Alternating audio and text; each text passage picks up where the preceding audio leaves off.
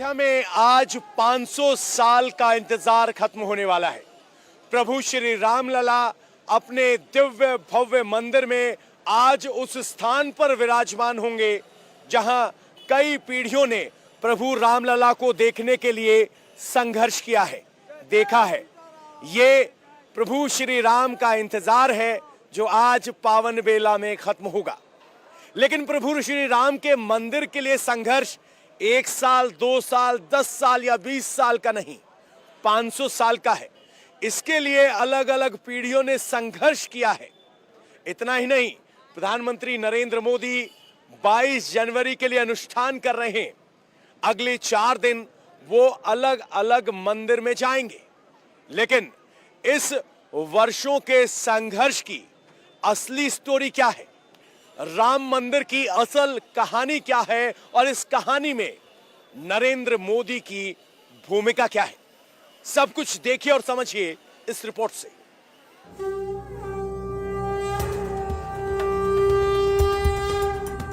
राम मंदिर के गर्भगृह में लगे इस दंड को पहचान रहे हैं आप? यह वही दंड है जिसकी पूजा प्रधानमंत्री नरेंद्र मोदी ने की थी। मोदी ने जहां आरती उतारी थी और प्रधानमंत्री ने जिसके अंदर चांदी का सिक्का डाला था।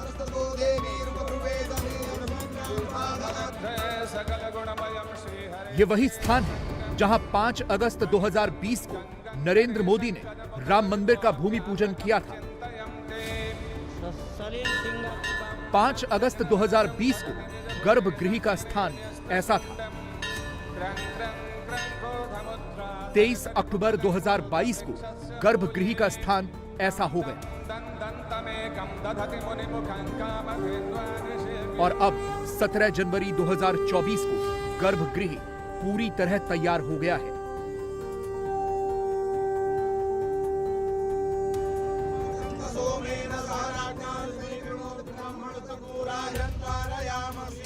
अयोध्या धाम में प्राण प्रतिष्ठा की पूजा आरंभ हो गई है।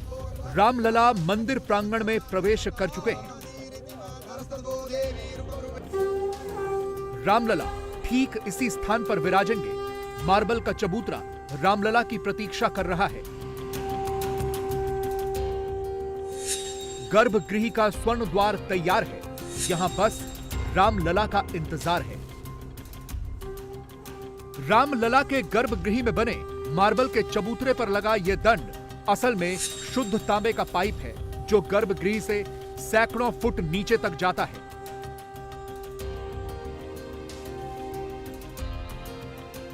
मंदिर की नींव के नीचे राम मंदिर का पूरा इतिहास तांबे के पत्थरों पर लिखकर दबा दिया गया है।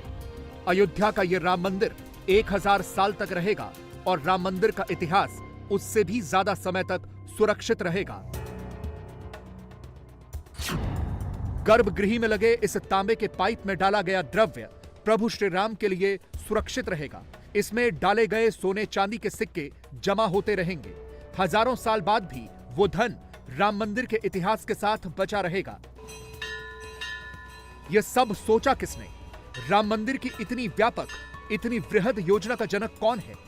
एक ही चेहरा, एक ही नाम, प्रधानमंत्री नरेंद्र दामोदर दास मोदी।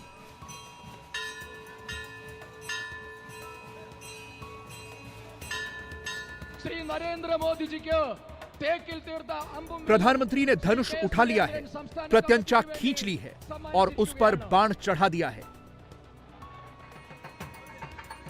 नरेंद्र मोदी कहां निशाना लगाएंगे? मोदी अब किस लक्ष्य को साधेंगे? जीवन का सबसे बड़ा लक्ष्य तो पूरा होने जा रहा है।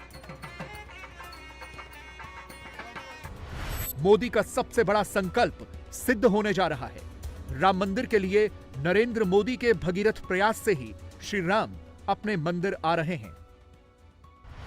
आप सभी जानते हैं कि 22 जनवरी को अयोध्या में भव्य राम मंदिर में प्राण प्रतिष्ठा का आयोजन है। ये कोटि कोटि लोगों के लिए आस्था और भक्ति से भरे पल है।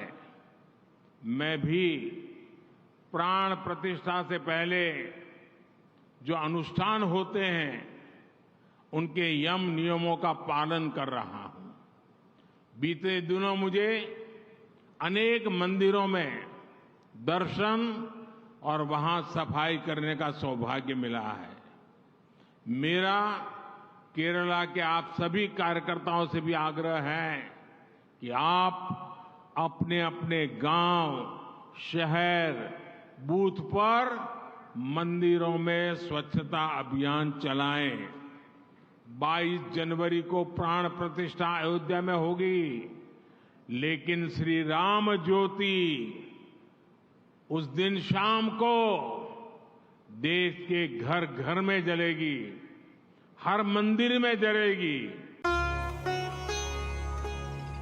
राम हर हिंदू घर में पूजे जाते हैं। देश के हर हिंदू मंदिर में राम नाम किसी न किसी रूप में लिखा ही होता है, लेकिन श्री राम की जन्मभूमि पर भव्य मंदिर बनाकर रामलला की मर्यादा को प्रतिष्ठापित करने वाले हैं प्रधानमंत्री नरेंद्र मोदी। मंदिर के लिए भगीरथ प्रयास क्या होता है, चलिए एक एक करके पीछे के पन्ने पलटकर देखते हैं।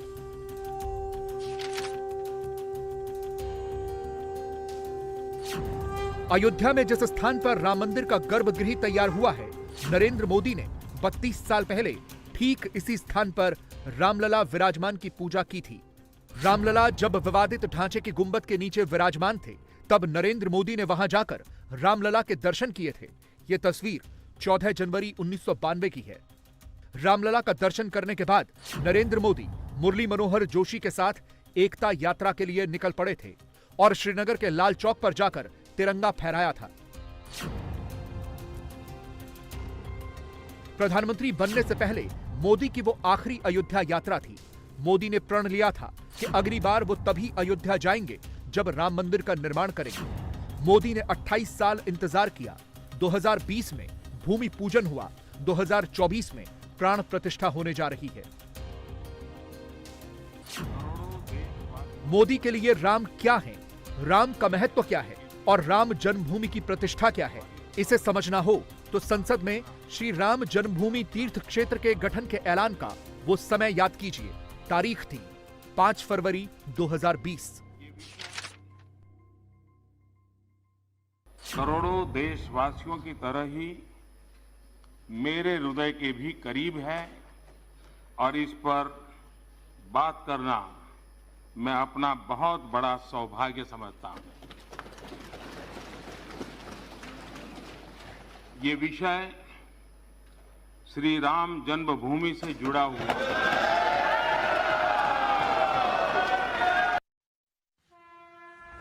कुछ तारीखें इतिहास में अंकित हो जाती हैं। 22 जनवरी 2024 ऐसी ही एक तारीख बनने वाली है। हम आपको उस भगीरथ प्रयास के बारे में बता रहे हैं जिसके चलते यह संभव हुआ है। विरोधी पार्टियों के नेता आपको यह कहते हुए मिल जाएंगे कि राम मंदिर मोदी ने नहीं बनवाया, यह सुप्रीम कोर्ट के आदेश से बन रहा है। मैं आपसे पूछना चाहता हूं इंडिविजुअली, आपको क्या लग रहा है वाकई में जो 22 तारीख का कार्यक्रम होने जा रहा है एक बड़ा दिन है, एक बड़ा कार्यक्रम है, आप मानते हैं देश के लिए इंपॉर्टेंट दिवस है? नहीं, अच्छी बात है और अच्छा काम अगर हो रहा है तो वो कोर्ट की वजह से हो रहा है। लेकिन बीजेपी वाले ये बताएं कि 22 तारीख के बाद क्या भगवान चले जाएंगे? क्या 22 को ही आएंगे केवल? तो 22 का आयोजन हो रहा है, अच्छी बात है, आयोजन करें, लेकिन किसी को अपमानित ना करें। सही बात है, आदेश तो सुप्रीम कोर्ट ने ही दिया है, लेकिन प्रयास नरेंद्र मोदी का ही है। कैसे? क्या है राम मंदिर की रियल स्टोरी? अब तक जो बात सिर्फ नरेंद्र मोदी जानते हैं, वो बात जान लीजिए। 1990 के राम मंदिर आंदोलन के बारे में सब जानते हैं। बीजेपी नेता लालकृष्ण आडवाणी ने जब सोमनाथ टू अयोध्या की रथ यात्रा शुरू की तो गुजरात में आडवाणी के रथ के सारथी नरेंद्र मोदी ही थे। उसी रथ यात्रा ने राम नाम को एक एक हिंदू के घर तक पहुंचाया और बीजेपी को पूरे देश की सियासत में स्थापित कर दिया। अक्टूबर 1990 में आडवाणी का रथ अयोध्या नहीं पहुंच पाया। 30 अक्टूबर 1990 को अयोध्या में कार सेवा नहीं हो पाई। 2 नवंबर 1990 को अयोध्या में निहत्थे राम भक्तों पर गोलियां चली और मंदिर आंदोलन सख्ती के साथ दबा दिया गया। 6 दिसंबर 1992 को श्री राम जन्मभूमि पर खड़ा विवादित ढांचा गिराया गया। रामलला टेंट में विराजमान हो गए। 3 राज्यों में बीजेपी की सरकारें बर्खास्त कर दी गईं। बीजेपी नेताओं पर मुकदमे लाद दिए गए। पुलिस, आईबी, सीबीआई सब पीछे पड़ गए। एक बार को यह लगा कि राम मंदिर अब कभी नहीं बनेगा। किसी को यकीन ही नहीं था कि उनकी जिंदगी में राम मंदिर बन पाएगा। तब भी नरेंद्र मोदी को यकीन था कि राम मंदिर बनेगा, जन्मभूमि पर ही बनेगा और मंदिर भव्य बनेगा। राम के प्रति निस्वार्थ आस्था प्रकट करते हुए नरेंद्र मोदी ने संकल्प लिया था, राम मंदिर राम जन्मभूमि स्थल पर ही बनाया जाएगा जहां राम का जन्म हुआ था। दुनिया की कोई ताकत राम मंदिर बनने से नहीं रोक सकती। नरेंद्र मोदी ने यह संकल्प लोक अदालत में अयोध्या नामक कार्यक्रम में लिया था। अयोध्या का राम मंदिर नरेंद्र मोदी के उसी संकल्प के अनुरूप बन रहा है। नरेंद्र मोदी के लिए यह एकदम दिल का मामला है। मोदी जब प्रधानमंत्री नहीं थे, जब मुख्यमंत्री भी नहीं थे, मोदी जब बीजेपी के नेता भी नहीं थे, तब भी मोदी राम के प्रति समर्पित थे। 1970 के दशक से मोदी ने गुजरात में संघ के स्वयंसेवक और प्रचारक के तौर पर काम करना शुरू किया। मोदी का कार्यक्षेत्र था राम नाम से हिंदू जागरण। जन्मभूमि मंदिर पर राम जन्मभूमि बनशे राम जन्म स्थान पर राम जन्मभूमि मंदिर बनशे दुनियाની કોઈ તાકાત राम मंदिर बनता अटकावे नहीं। गुजराती में दिए गए मोदी के इस भाषण की ऑडियो कैसेट बनाकर घर घर बांटी गई थी।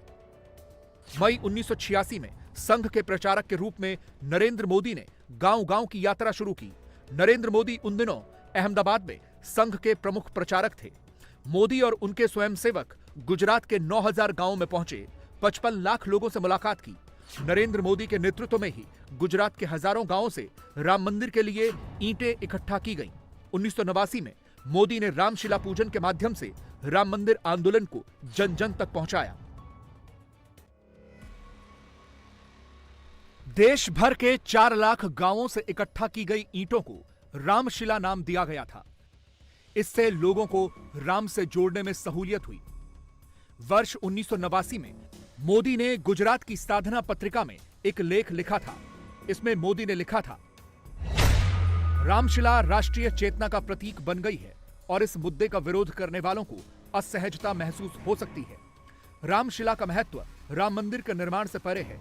यह लाखों लोगों के दिलों की आस्था बन गई है, ठीक उसी तरह जैसे लोकमान्य तिलक के गणेशोत्सव में किया था। स्वतंत्रता आंदोलन के दौरान राष्ट्रीय चेतना और महात्मा गांधी के चरखे ने आर्थिक समर्थन से आगे बढ़कर चरखे के साथ स्वराज के माध्यम से राष्ट्रभक्ति की भावना जगाई थी। इसी प्रकार स्वतंत्रता के 5वें दशक में रामशिला राष्ट्रीय चेतना की आधारशिला बन गई है। राम जन्मभूमि पर राम मंदिर का पुनर्निर्माण एकता के संदेश का प्रतीक बन गया है।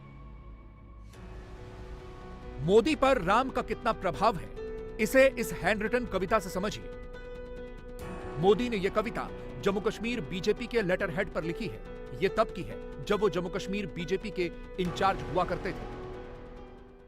राम राज्यवासियों, अपना मस्तक ऊंचा रखो, न्याय के लिए लड़ो, सबको समान मानो, कमजोर की रक्षा करो, धर्म को सबसे ऊंचा जानो, अपना मस्तक ऊंचा रखो, तुम राम राज्य के वासी हो। राम राज्य सुशासन के इन्हीं 4 स्तंभों पर खड़ा था, जहां सम्मान से, बिना भय के हर कोई सिर ऊंचा करके चल सके। जब भी राम मंदिर का इतिहास बताया जाएगा, 3 तारीखें हमेशा याद रहेंगी। 9 नवंबर 2019 जब सुप्रीम कोर्ट के 5 जजों की पीठ ने राम मंदिर का फैसला दिया, नरेंद्र मोदी तब प्रधानमंत्री थे। 5 अगस्त 2020 जब खुद नरेंद्र मोदी ने अयोध्या जाकर श्री राम जन्मभूमि पर राम मंदिर का भूमि पूजन किया, और तीसरी तारीख 22 जनवरी 2024 जब नरेंद्र मोदी राम मंदिर में रामलला की प्राण प्रतिष्ठा करने जा रहे हैं। सुप्रीम कोर्ट के फैसले के बाद राम मंदिर तो बन ही जाता, लेकिन राम मंदिर इतनी जल्दी, इतना भव्य और इतना दिव्य बना है तो उसके पीछे नरेंद्र मोदी ही हैं।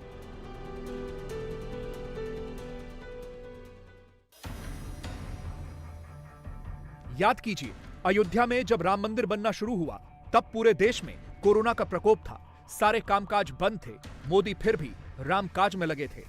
मोदी के विरोधियों को आज रश्क हो रहा है कि 22 जनवरी का कार्यक्रम मोदी ने हाईजैक कर लिया है। असल में मोदी ने कुछ भी हाईजैक नहीं किया। श्री राम में नैसर्गिक निष्ठा रखने वाले नरेंद्र मोदी ही सच्चे अर्थों में प्राण प्रतिष्ठा करने की पात्रता रखते हैं।